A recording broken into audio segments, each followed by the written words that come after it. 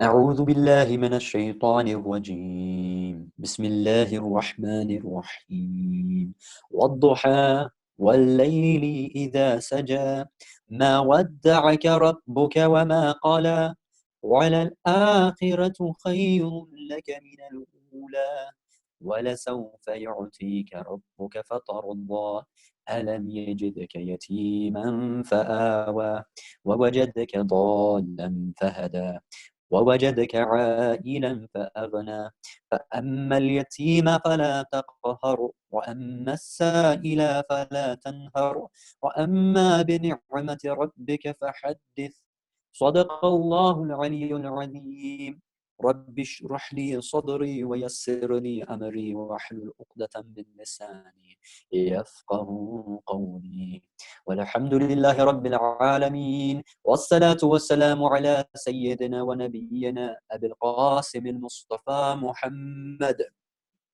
وعلى آله الطيبين الطاهرين المعصومين سيما بقية الله في الأرض.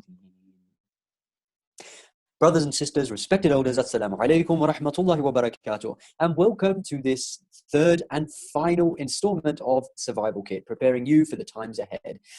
So far, we said that there are 7 things. Well, we've highlighted 7 things that you need to be aware about, especially going forward into this unknown world that the world is headed towards, this unknown environment. It's very confusing.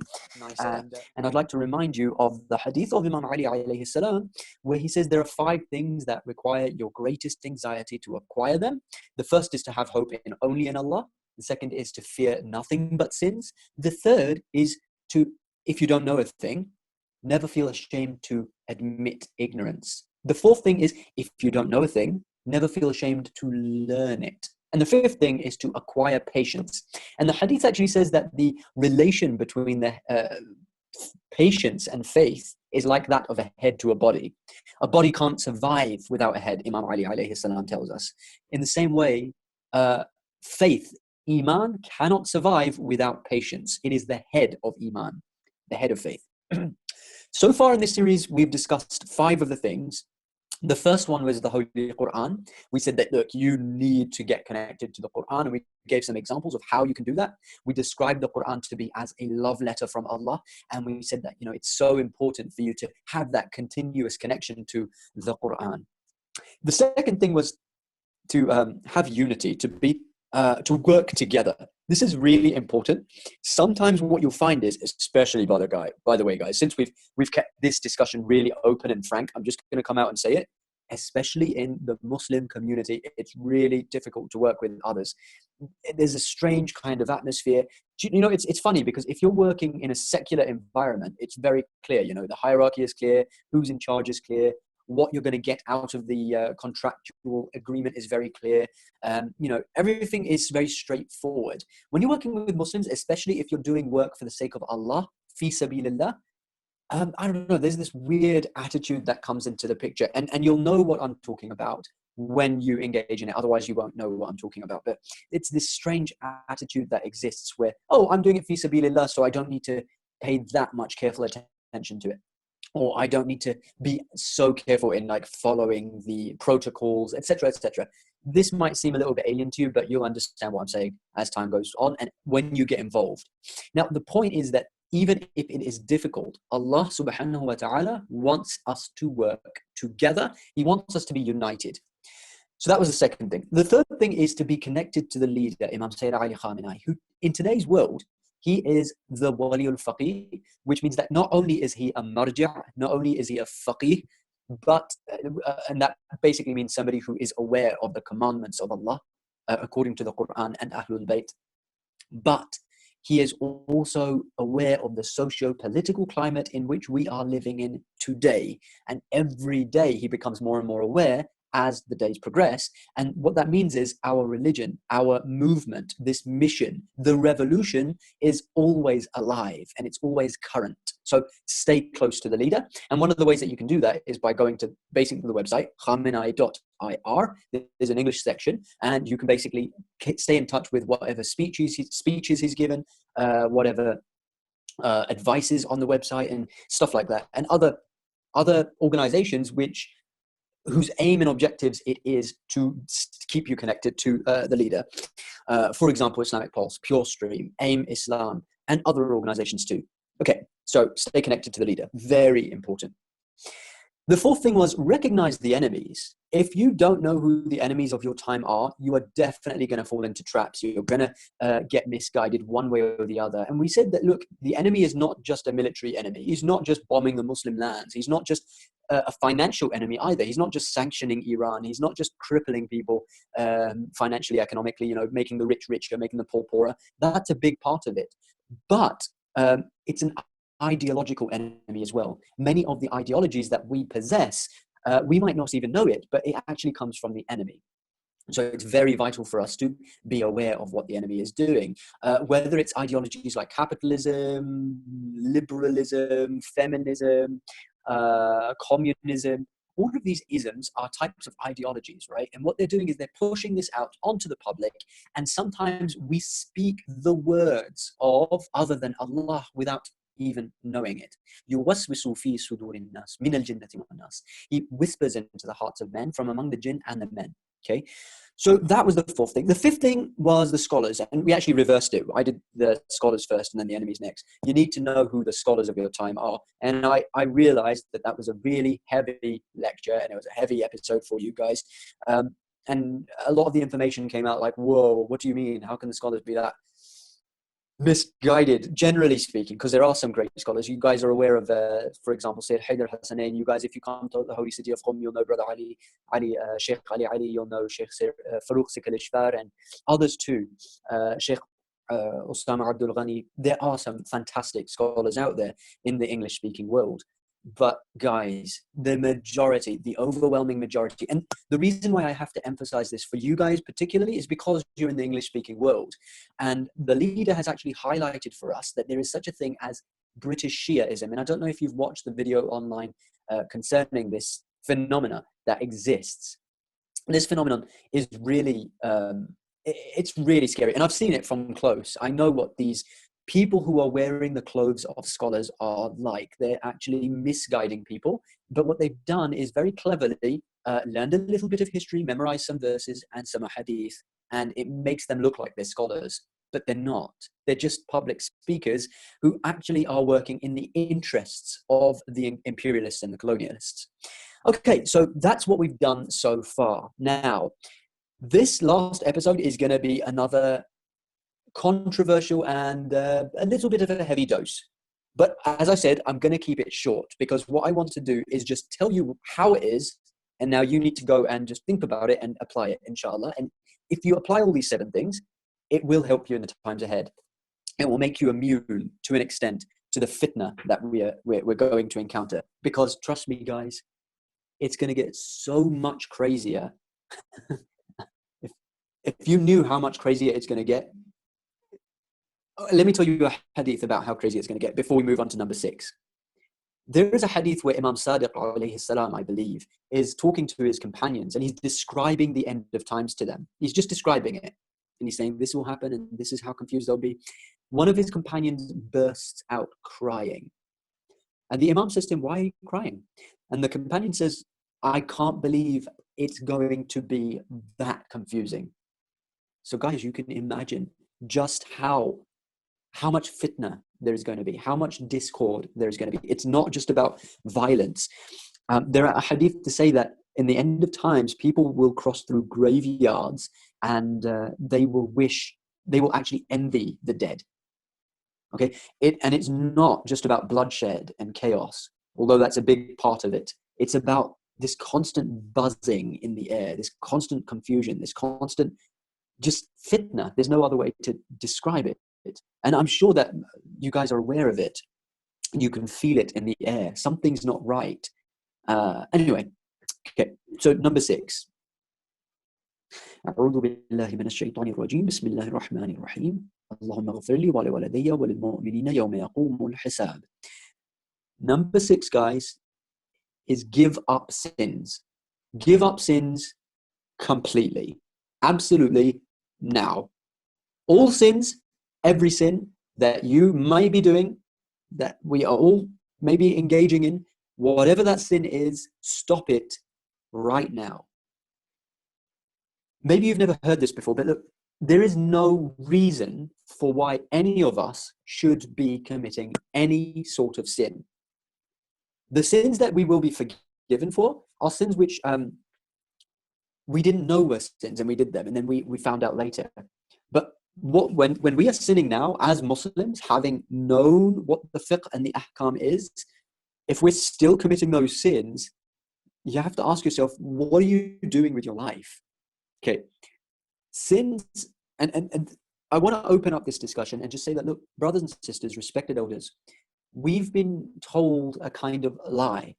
And that lie, and this is a lie that you will hear from a lot of people, where they look at the Ahlul Bayt, alayhim salam, and the prophets, and they say, they were infallible, they were ma'asum, they were immaculate. We can never be like them. And while theoretically, this may be true, theoretically, there is no reason for why that should stop somebody from striving towards perfection. Remember, life is nothing, absolutely nothing, except for a search for perfection.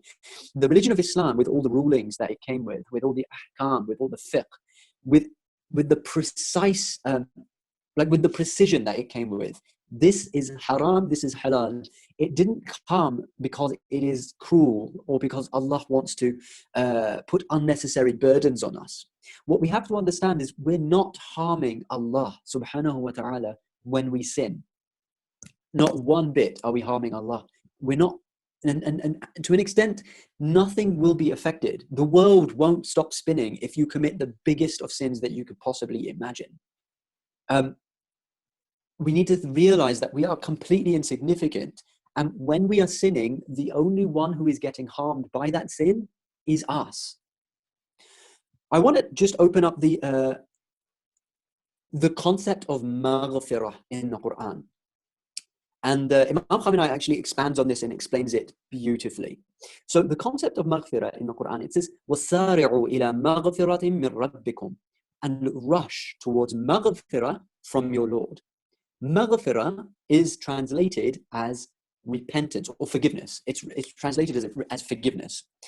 And the way that we think of forgiveness and the way that we have been thinking about forgiveness our entire lives possibly is actually completely wrong.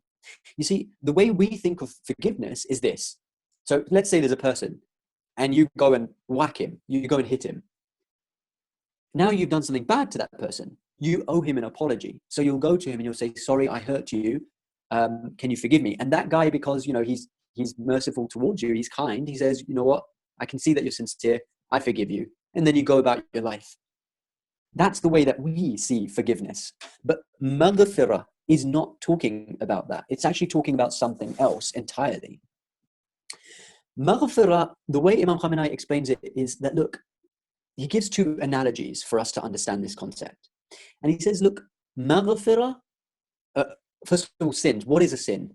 When you sin, it is like you have just wounded yourself. You've just put a deep cut onto your own soul by committing that sin.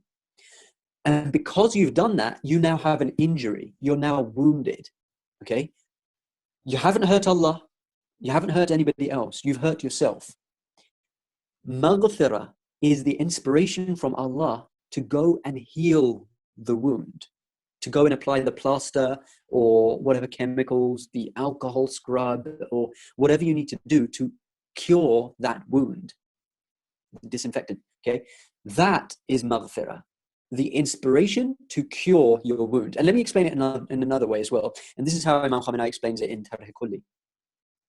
He says that imagine that you need to go on a journey and you have a really important meeting to attend, and you're going to somebody's really important meeting, right?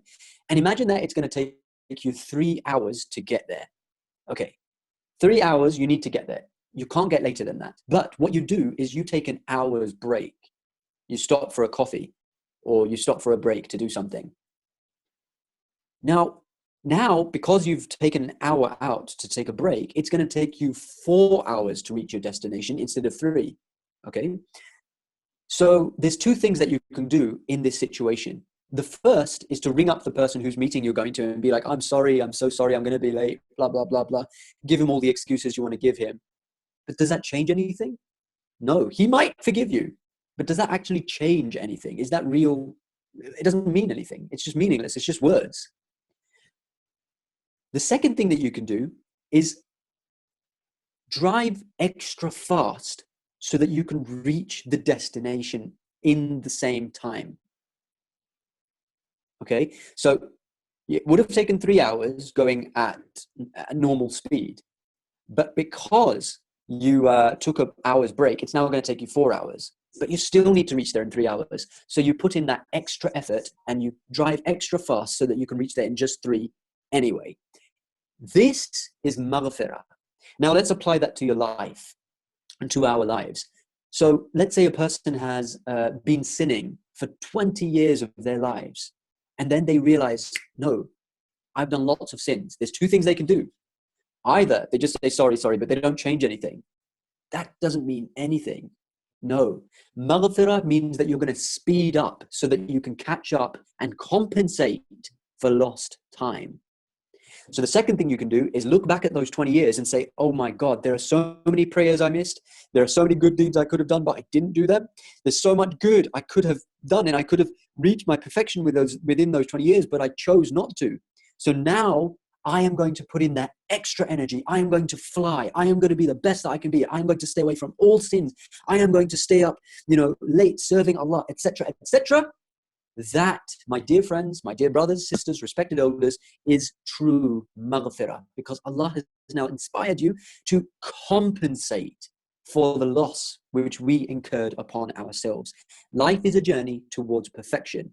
When you don't reach that perfection, you are going to feel regret. And the inspiration that Allah gives you to compensate and try to be perfect anyway, despite all the shortcomings we may have, that is true maghfirah. Okay, now very quickly, the concept of being ma'soom.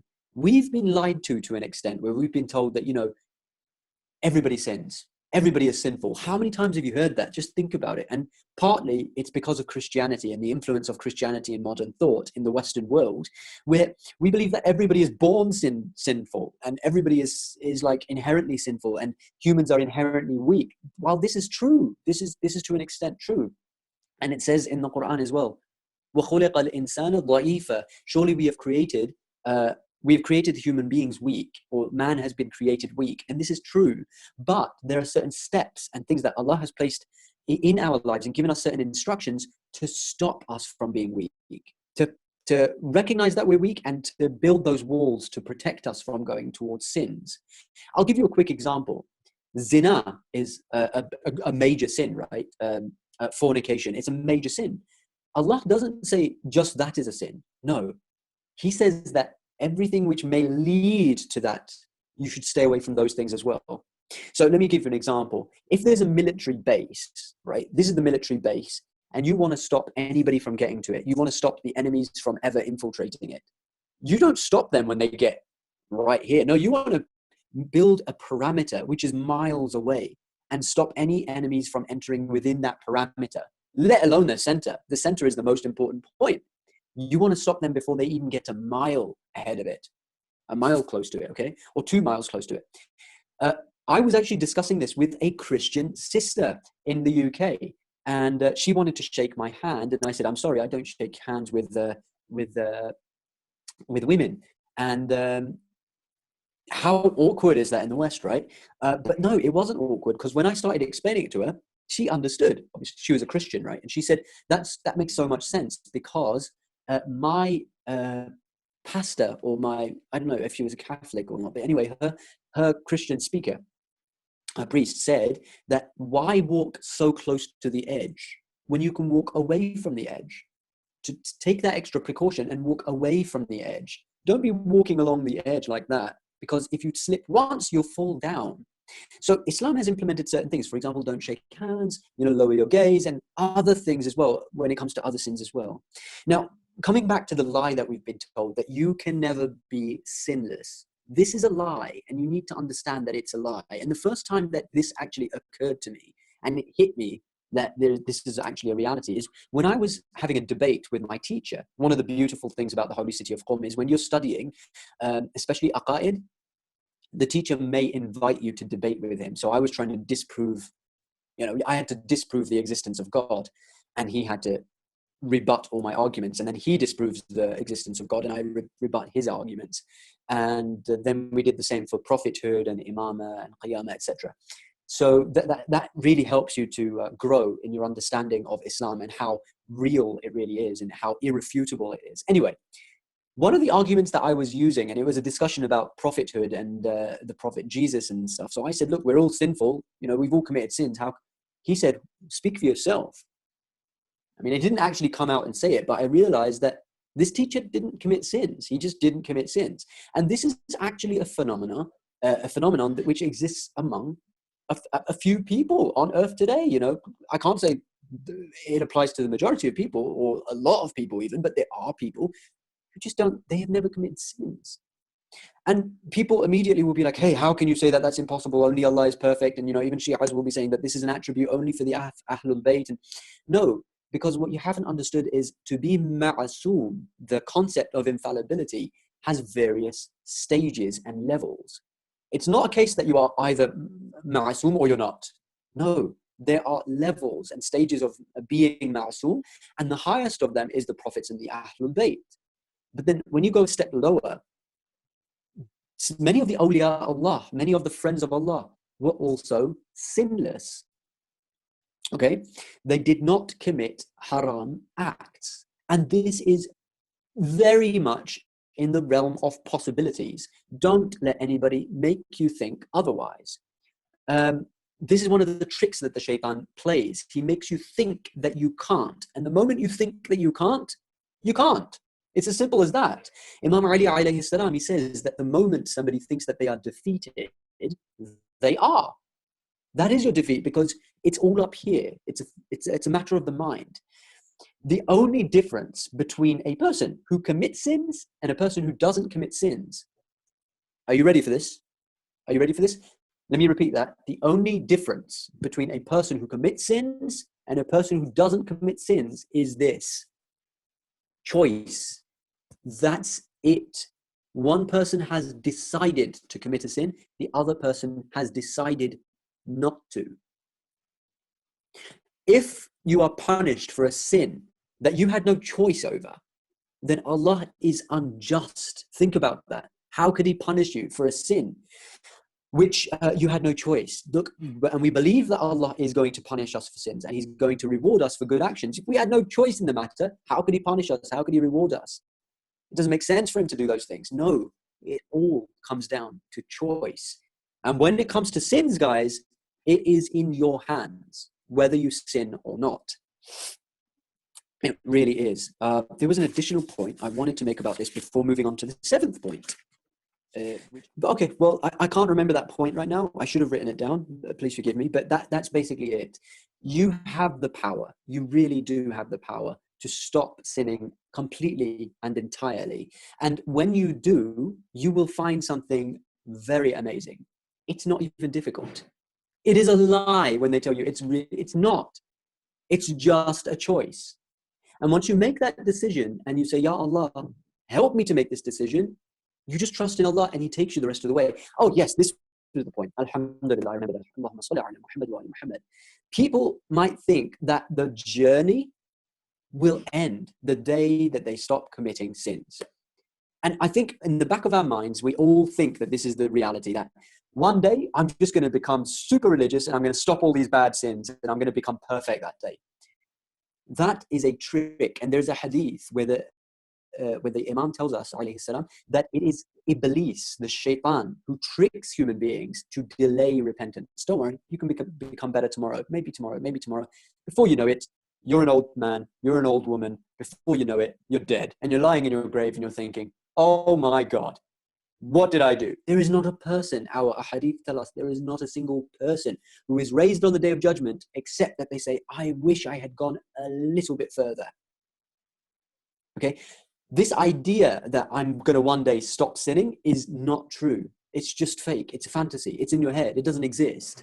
The only time to do this is here and now, right now. The reality is, brothers and sisters, respected elders, The day you make a conscious decision to stop sinning completely and entirely for the sake of Allah, that is the day where your journey begins.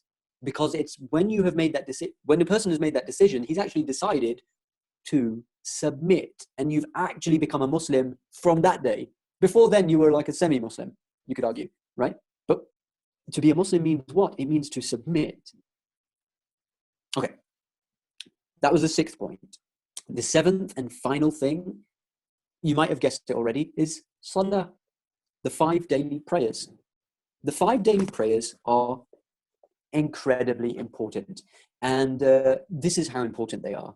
There is a hadith that tells us that if a person's prayers are correct and accepted by Allah, then all of that person's good deeds will be accepted. And if a person's prayers are wrong and his prayers have flaws and are rejected by Allah, then all of that person's prayers, all of that person's good deeds will be rejected. Okay? As-salatu sutunuddin. The prayers, the 5 daily prayers particularly, are the pillar of the religion. If you're not praying your prayers, you need to be. And if you are praying your prayers, then you need to be praying better. And every day you need to be getting better. I believe that the Holy Prophet did say that hadith. This particular hadith, I think, is from the Holy Prophet sallallahu alaihi wasallam. And we have many hadith to this effect. But the prayers, guys, really, you need to recognize that the prayers are the be-all and end-all. Imam Hussein alayhi salam, the last thing that he did was go into sujood to Allah subhanahu wa ta'ala. Imam Hussein alayhi salam in Karbala, he was defending the prayers, the 5 daily prayers, and the people were standing around him with shields and swords. That should show you just how important and significant the prayers are in Islam, that even when your life is threatened, the prayers don't stop. You might be in school, the prayers don't stop. You need to find a room. If you can't get home and pray because it will go qada, then you need to find a room and go and pray in that room. And trust me, there's nothing embarrassing about this. You just need to go and ask. Be bold, be brave. Say, this is my religious right and I need to do this. Go and find a place. If you're in the workplace, go and find a place. Go and perform your prayers. If you go out, you're out and you know that it's going to be too late by the time you get back and you can't find a masjid, pray in the street. It doesn't matter. And people will use arguments against this. People will confuse you, and the shaitan will confuse you, and he'll tell you, don't pray now, because if you pray now, then people will look at you badly and they'll think that the religion is barbaric. This is a trick. Don't pay any attention to it. Your prayers come first and foremost. It doesn't matter what the world is saying. And the way I try to think about prayers is, okay, would I still be praying if the entire human race just got wiped out? Like it became like I Am Legend. Have you seen that movie where the whole human race, he's the last man on earth? Kind of like that. Would you still be praying? That's how firm our faith in prayers needs to be. I've seen pictures of scuba divers whose job it was to explore at the depths of the ocean, doing sujood at the bottom of the ocean. Even though they are underwater, they don't stop praying. It doesn't matter what the situation is, whether it's a war, whether it's a famine, whether it's a normal day, but the weather is a bit too cold, too hot. It doesn't matter. The prayers don't ever, under any circumstances, stop. And it gets to the point where, okay, if a person is sick and they can't stand up, you pray the prayers sitting down. And if the person is so sick that they can't pray the prayers sitting down, you pray prayers lying down. And how do you do that? You do it with your finger. So you're going to be standing like this, doing ruku like this, doing sujood like this. It's really cute. And if you can't even do that, then you're going to do prayers with your eyes. If you are in a coma, you pray your prayers. And the best example of this is Imam Khomeini. Imam Khomeini, up until the last moments of his life, the best example in the modern world, up until the last moments of his life, he told the doctor, he was in his hospital bed, literally on his deathbed. He told the doctor, when it's prayer times, wake me up. Don't think of Imam Khomeini as a normal person. He was not a normal person. The doctor watched him fall into a coma. And the adhan was about to take place. And immediately Imam Khomeini opened his eyes. He frowned at the doctor and he said, "Didn't I tell you to wake me up?" And the doctor was so shocked by this. He was shocked and he said, "I don't even understand how that just happened." He was in a coma. Okay. Your connection to the Quran, to the prayers, should be such that even subconsciously you start to do it. And it should make you uncomfortable when the prayer time is coming. You should be anxious and waiting for the prayer time. And by the way, guys, I just want to point this out. I feel like a hypocrite for saying these things about sinning and about prayers. I don't want you guys to think that, I've applied all of these things. I'm giving you advice, and first and foremost, I'm giving this advice to myself. Our connection to the prayers should be such that we subconsciously connect to it. It just becomes second nature to us. The Holy Prophet used to say, "Oh Bilal." Bilal used to announce the adhan for the prayers. He used to say, "Relieve us, relieve me," with the sound of the adhan. Because whenever it was time for the prayers, the Holy Prophet would feel, this sigh of relief. Yes, I'm finally being given an opportunity to stand before Allah subhanahu wa ta'ala and converse with him. Just think about that for a moment. A final point, and then we'll move on to the question and answers. Imam Ali alayhi salam was asked a fantastic question. He was asked, "Ya Ali, if you were given a choice between worshipping Allah in the hereafter or worshipping Allah on this dunya, what would you choose? Which one do you prefer?" What do you think Imam Ali replied? He actually replied, "I would prefer to worship Allah on this dunya." How amazing is that? You'd think he'd choose paradise because, you can worship Allah in the hereafter. You can glorify Allah eternally.